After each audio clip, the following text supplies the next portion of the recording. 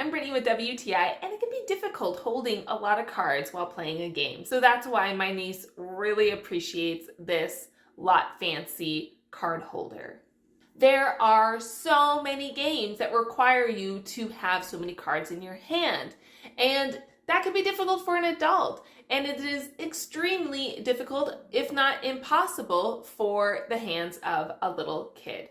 So when we started really getting into games, I got these for my niece because she was having a hard time with games like Uno. There's a game called Taco versus Burrito.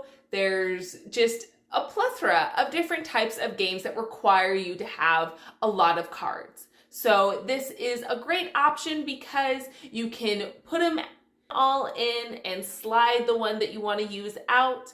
And you can fan it out so you can actually see what you have. Sometimes you're holding it all in one hand, you have to thumb through every single one, and which takes time away from the game and could be frustrating to the person searching and also the people waiting. So I think this is such a good thing to have. It's simple, it really doesn't take up much space. My niece really appreciated this. It made her feel so special to have a special stand for all her cards. And I don't mind using it myself. It's perfect for any family with kids who love playing games, and that's my point of view.